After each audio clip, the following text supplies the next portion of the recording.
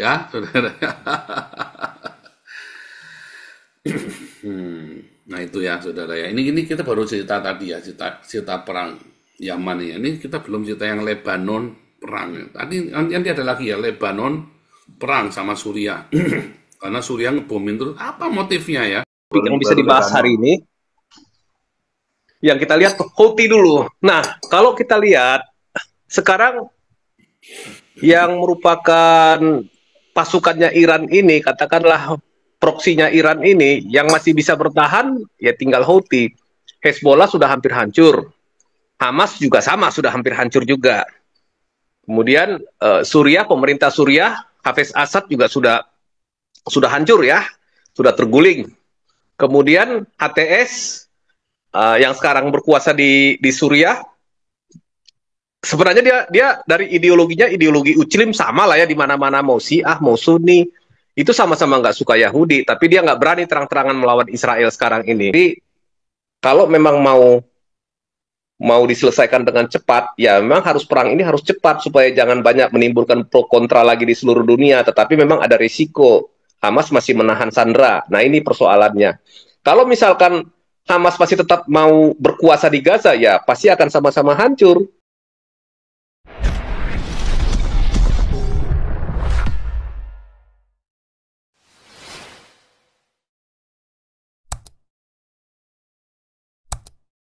Ya, saudara. Nah itu ya, saudara ya. Ini kita baru cerita tadi ya, cerita perang Yaman ya. Ini kita belum cerita yang Lebanon perang. Nanti ada lagi ya, Lebanon perang sama Suriah. Karena Suriah ngebomin terus. Apa motifnya ya? Apa motif Suriah itu menyerang Lebanon, saudara? Karena memang lagi memancing supaya bikin perang besar di sana. Tujuannya Houthi, Iran, Lebanon, bukan Lebanonnya, Suriahnya ya. Memang mereka pengen perang besar. Karena hidupnya mereka dari sana sama seperti Hamas. Dulu udah kita bahas. Mereka adalah warlord. Kerjanya dari itu. Gaji mereka itu bikin ruwet. Kalau nggak perang mereka nggak makan.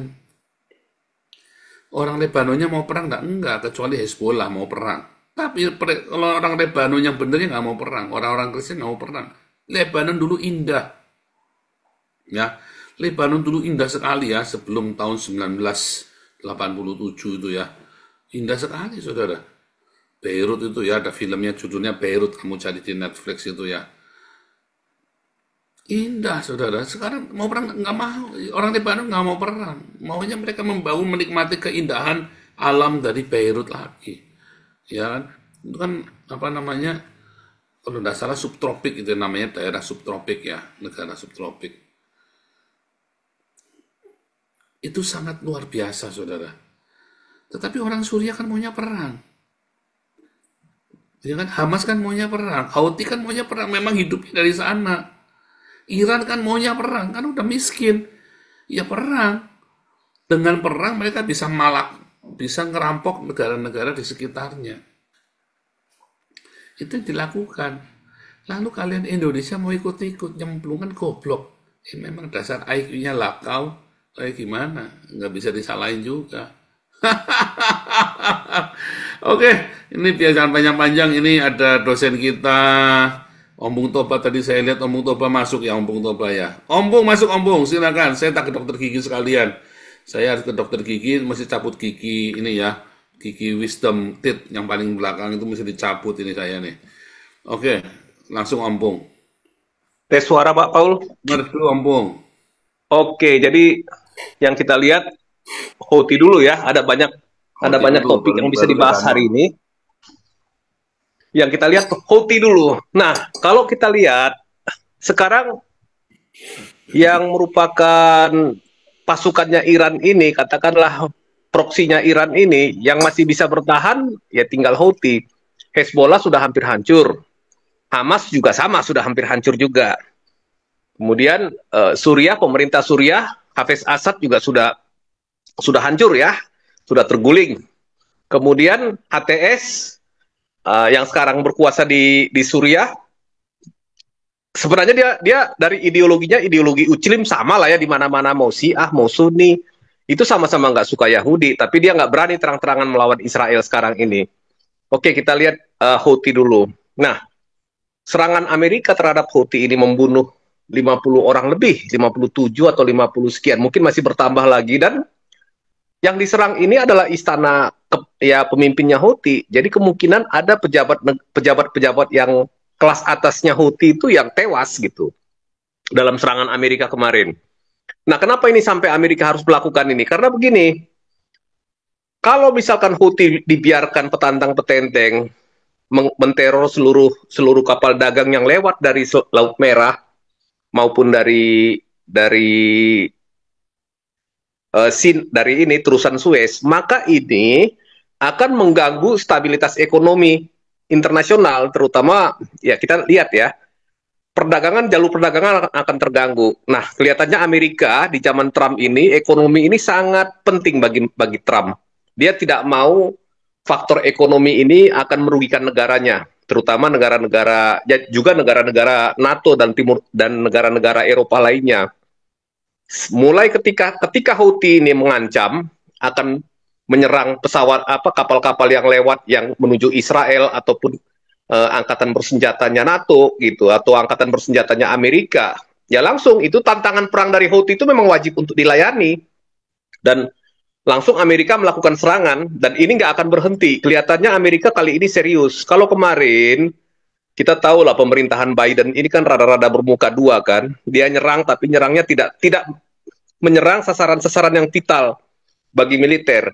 Nah, serangan Amerika kali ini menyerang itu gudang-gudang senjatanya Houthi yang ada di bawah tanah. Jadi mereka menggunakan JDAM. Ini bom yang bisa menembus bunker, sama dengan yang digunakan kemarin untuk melenyapkan Nasrallah, untuk menghancurkan stok persenjataannya Houthi yang ada di bawah tanah. Persenjataan yaitu yang tentunya kalau Houthi kan pasti berupa rudal balistik, ya, rudal jelajah maupun drone. Itu yang dihancurkan. Dan kemudian beberapa tempat yang merupakan persenjataan ringan, penumpukan persenjataan ringan untuk pasukannya Houthi. Nah, ini juga akan berlanjut terus, pengeboman ini tidak akan berhenti selama Houthi masih mengganggu jalur perdagangan internasional, dan kelihatannya ini akan hancur-hancuran ini Houthi-nya, dan korbannya pasti akan banyak. Nah, di sini sebenarnya Houthi itu menyerang karena perintah dari Iran, tapi Iran sepertinya cuci tangan. Dia mengatakan tadi di video Pak Paul itu bahwa apa yang dilakukan Houthi itu tidak ada pengaruhnya dengan perintah dari Iran gitu. Tapi nggak mungkin tidak, karena bagaimanapun yang melatih Houthi, mempersenjatai, memberikan dana finansial itu adalah Iran ya. Jadi itu dalam arti supaya Israel berhenti melakukan blokade bantuan kemanusiaan. Nah, ini mungkin saya akan buka sedikit kenapa Israel melakukan blokade terhadap bantuan kemanusiaan. Jadi, ketika gencatan senjata ini, bantuan kemanusiaan mengalir. Nah, kita tahu Hamas di Gaza itu sudah tidak punya uang, karena menyeludupkan uang ataupun finansial ke Gaza itu tidak mudah. Kemudian kita tahu ada sekitar 90 terowongan di selatan, terutama yang di koridor Philadelphia itu sudah dihancurkan oleh Israel dan ditutup. Nah, kemudian koridor Philadelphia masih dijaga oleh Israel. Nah, ini sangat mengganggu pasokan senjata buat Hamas. Jadi Hamas nggak bisa mendapat pasokan senjata. Jadi mereka itu hanya bisa membuat senjata-senjata ringan yang dibuat sendiri dari industri bawah tanahnya di Gaza. Kemudian juga dalam rangka mempersenjatai diri, Hamas itu merekrut anak-anak muda umur 16 tahun, 15 tahun sebagai apa? Sebagai teroris baru yang dipersenjatai oleh Hamas gitu. Jadi itu direkrut lagi. Kemudian anak-anak muda yang masih umur-umur 16 tahun ini tentunya masih kurang latihan dan kurang pengalaman tempur. Memang sudah banyak ya. Kemarin mungkin sekitar 25 sampai 30 ribu milisi Hamas yang tewas di pertempuran sebelum ini. Angkanya seperti itu. Jadi dia merekrut anak-anak yang masih muda, ya mungkin juga mereka dikasih gaji tetap atau uang sangu lah ya, karena di Gaza kan tidak ada lapangan pekerjaan. Jadi mau tidak mau ya jadi tentara bayaran. Nah, Hamas itu mau tetap berkuasa di Gaza. Jadi kenapa kenapa misalkan bantuan kemanusiaan itu diblokade oleh Israel? Ternyata setiap lembaga kemanusiaan yang memasukkan bantuan kemanusiaan ke Gaza itu ternyata harus bayar juga ke Hamas, semacam pajaknya, semacam teksnya gitu ya. Kemudian bantuan kemanusiaan ini bukan langsung dibagikan kepada penduduk Gaza, tetapi dijual lagi oleh Hamas kepada warga Gaza. Jadi di sini ada dua kali keuntungan secara finansial yang diterima oleh Hamas dari bantuan kemanusiaan. Pertama itu dia pajakin setiap lembaga kemanusiaan yang mau memasukkan bantuan, mereka mintain uang. Terus kemudian bantuan ini mereka jual lagi ke warga Gaza. Jadi Hamas teroris ini nggak peduli seberapa banyak korban yang terjadi di Gaza, seberapa banyak orang yang mati. Kenapa? Bagi mereka nyawa warga Gaza itu nggak ada artinya. Mereka akan gunakan warga Gaza, baik itu wanita dan anak-anak, sebagai tameng atau perisai hidup. Dan itu semua sudah nggak bisa dibohongi. Nah, itu front pertama mengenai Gaza. Jadi sekarang ini Gaza mengatakan bahwa Israel tidak mentaati gencatan senjata. Jadi begini, gencatan senjata tahap pertama itu sandera harus dikembalikan, sebagian besar harus dikembalikan ya. Tetapi kita lihat selama ini teroris Hamas ini hanya mengembalikan sandera yang hidup maupun yang sudah mati itu sedikit-sedikit, nggak sebanding dengan, kalau nggak salah sekarang yang sudah dikembalikan itu sudah hampir 1.000 ya, hampir 1.000 tahanan yang sudah dikembalikan oleh Israel, 900 sekian gitu. Hanya yang dikembalikan kemarin nggak sampai 30-an orang ya. Jadi ini semacam permainan pemerasan yang dilakukan oleh Hamas terhadap Israel. Nah, kemudian Hamas minta langsung masuk ke tahap kedua, di mana Israel harus menarik mundur seluruh pasukannya dari Gaza. Nah, persoalannya begini, di perjanjian awal Israel hanya akan mau mundur dari Gaza kalau yang berkuasa di situ adalah pemerintahan yang baru yang bukan Hamas, ya, yang bukan Hamas. Itu yang menjadi prasyarat bagi Israel untuk masuk ke tahap kedua. Tetapi Hamas tidak mau dia melepaskan kekuasaan di Gaza. Dia mau Israel pergi, tetapi dia tetap berkuasa. Nah, nanti setiap lembaga kemanusiaan negara-negara Barat yang membangun atau yang merekonstruksi Gaza kembali harus lewat dia. Jadi mereka akan terima uang dalam jumlah yang besar. Nah, tentunya ini nggak akan mungkin dipatuhi oleh Israel. Nah, media-media di Indonesia ini justru memutarbalikkan fakta, mengatakan bahwa Israel sengaja melakukan genosida dengan menghalangi bantuan kemanusiaan. Padahal sebenarnya tidak seperti itu. Yang sebenarnya yang terjadi adalah Israel itu memang membuat bagaimana supaya bantuan kemanusiaan itu jangan dijadikan lumbung uangnya Hamas untuk apa? Untuk biaya operasionalnya mereka gitu. Nah, kelihatannya sudah mulai ada serangan udara. Saya kira nanti sesudah selesai Lebaran ataupun selesai Pasca, kelihatannya serangan darat akan mulai lagi, tetapi akan beda intensitasnya dengan perang yang sebelum ini, sebelum gencatan senjata. Kalau kemarin Israel hanya mengerahkan sekitar 30-40% daripada kekuatan, jadi agak lama ya kemarin itu sampai 2 tahun karena dia secara gradual. Kenapa? Untuk menghindari korban sipil di kalangan penduduk Gaza yang sangat besar. Tapi kalau yang kedua ini, kelihatannya Israel akan maju dengan kekuatan minimal di atas 80-90% gitu ya. Dan ini perangnya pasti akan cepat. Pertama ya, Israel akan maju dengan kekuatan hampir full 100%. Yang kedua, kemungkinannya begini, Israel maju dengan kekuatan penuh, sementara Hamas kondisinya sudah tidak lagi seperti perang di paruh pertama, kekuatannya sudah jauh menurun, paling kuat cuma tinggal 10-15% dari kekuatan yang ada, yang dimiliki oleh Hamas. Jadi kalau memang mau diselesaikan dengan cepat, ya memang perang ini harus cepat supaya jangan banyak menimbulkan pro kontra lagi di seluruh dunia, tetapi memang ada risiko Hamas masih menahan sandera. Nah, ini persoalannya. Kalau misalkan Hamas masih tetap mau berkuasa di Gaza, ya pasti akan sama-sama hancur. Sandera mungkin akan mati, tetapi ya rakyat sipil Gaza juga akan banyak jadi korban karena dijadikan tameng hidup oleh Hamas, dan Hamas juga pasti akan musnah, tidak lagi bisa bertahan di Gaza dan habis pasti.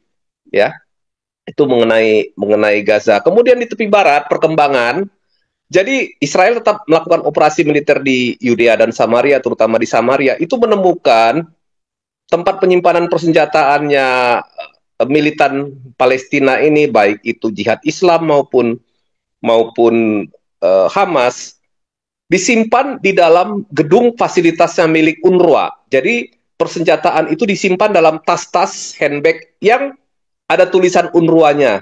Itu sumber berita tadi pagi itu melihat seperti itu. Jadi memang ternyata di sini keterlibatan UNRWA itu sebagai alat bantunya Hamas itu sudah terbukti, walaupun PBB membantahnya, tapi ini nggak bisa dibantah lagi. Buktinya sudah begitu jelas sekali bahwa UNRWA itu adalah teroris juga, perpanjangan tangannya Hamas.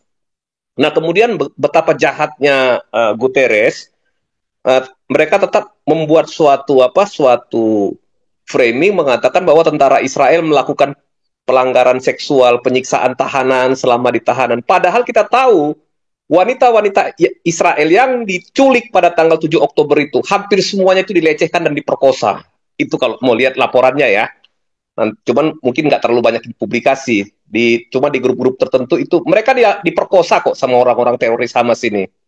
Dan PBB tidak bersuara terhadap pelecehan dan pemerkosaan terhadap sandera Israel, tetapi membuat suatu cerita seolah-olah Israel itu memperlakukan tahanan Palestina dan sandera Palestina ini dengan melakukan pelecehan seksual dan lain-lain. Jadi kelihatan di sini memang PBB ini ya sudah dibajak untuk kepentingan teroris Hamas dan kepentingan negara-negara Muslim ini kan gitu.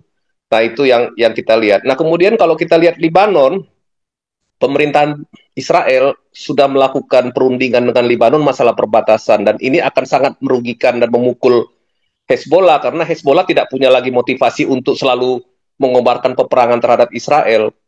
Jadi ada perundingan perbatasan. Nah, di satu sisi perundingan ini juga akan memperkuat posisi pemerintah atau presiden Libanon yang baru gitu. Nah, apakah Israel akan menarik pasukannya dari 5 titik yang dijadikan pos pengamatan di perbatasan antara Israel dan Libanon? Israel berjanji akan menarik pasukannya mundur apabila Libanon sudah bisa sepenuhnya menguasai perbatasan selatan Libanon. Jadi artinya sudah tidak ada lagi orang Hezbollah di situ, tidak ada gangguan keamanan dan ancaman terhadap warga negara Israel di Israel Utara, baru Israel akan menarik pasukannya. Tapi ini masih dalam perundingan. Nah, kemudian kita lihat Suriah. Apa yang terjadi di Suriah? Ternyata kemarin peristiwa penyerangan terhadap pasukan penguasa Suriah HTS ini oleh katanya milisi yang Syiah yang ada di bagian barat Libanon ini, Alawiyah ini, ternyata yang melakukan serangan itu adalah Hezbollah. Jadi Iran bermain api di sini. Iran itu sengaja melakukan penyerangan dan penyergapan terhadap pasukan HTS, membunuh supaya apa?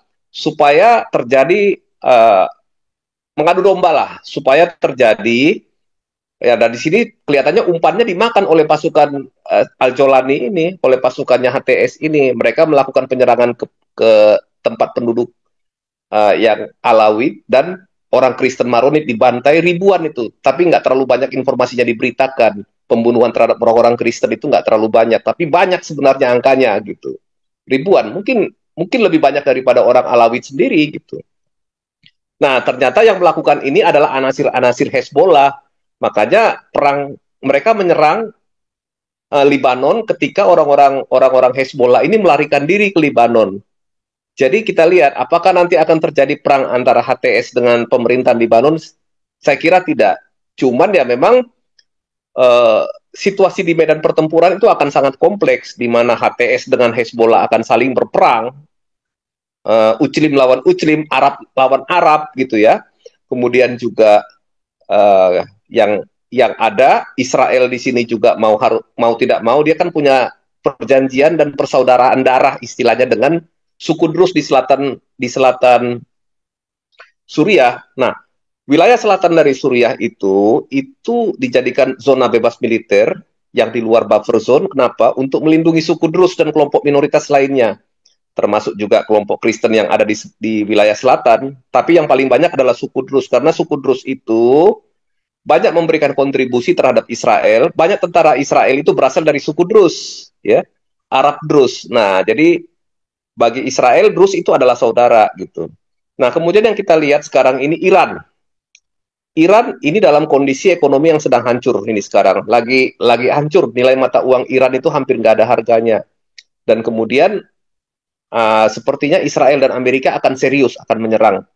Yang jelas bahwa Iran tidak akan boleh memiliki senjata nuklir. Jadi kita lihat beberapa waktu ke depan ini, kalau misalkan rezim Ali Khamenei, orang yang lunatik, orang yang gila, pemerintahan teokrasi yang gila seperti Ali Khamenei ini tetap memaksakan memiliki senjata nuklir untuk mengusir Amerika dan Israel dari Timur Tengah dan untuk menghancurkan negara-negara Arab Sunni saingannya, maka mau tidak mau Israel dan Amerika akan melakukan operasi gabungan. Apa boleh buat? Ya memang akan seperti itu. Jadi Iran sekarang ini juga dalam posisi yang tertekan, apalagi ternyata begitu mudahnya bagi Israel kemarin beberapa 6 bulan yang lalu menghancurkan radar dan sistem pertahanan udaranya. Mungkin sekarang sudah diperbaharui oleh Rusia, tetapi ya sepertinya sulit untuk menghadapi serangan gabungan kalau Amerika sudah masuk di situ. Nah, jadi Timur Tengah ini masih dalam situasi yang akan kemungkinan eskalasinya meningkat, tetapi posisi yang dihadapi oleh Israel sekarang sudah berbeda dengan ketika Amerika masih dipimpin oleh Partai Demokrat dan Biden. Kalau sekarang secara politik Amerika dukungannya sudah jauh lebih kuat daripada waktu itu. Cuman sekarang ya kita lihat apakah Hamas akan pergi meninggalkan Gaza, kemudian perang selesai? Apakah Iran menghentikan ambisi nuklirnya? Kalau betul-betul memang menghentikan ambisi nuklirnya, maka juga eh, perdamaian akan tercipta untuk sementara ini. Tetapi kalau tidak, nah ini akan panjang. Rusia juga punya kepentingan untuk Ukraina, Cina juga punya kepentingan. Kita lihat, tapi sepertinya agak sulit ya bagi Cina maupun Rusia untuk terlibat terlalu jauh di konflik Timur Tengah ini. Ya kita lihat sendiri kan, uh, apa namanya, Rusia juga masih sibuk dengan Ukraina. Oke, gitu dulu Pak Paul. Mungkin yang lain bisa nyambung. Terima kasih Pak Paul.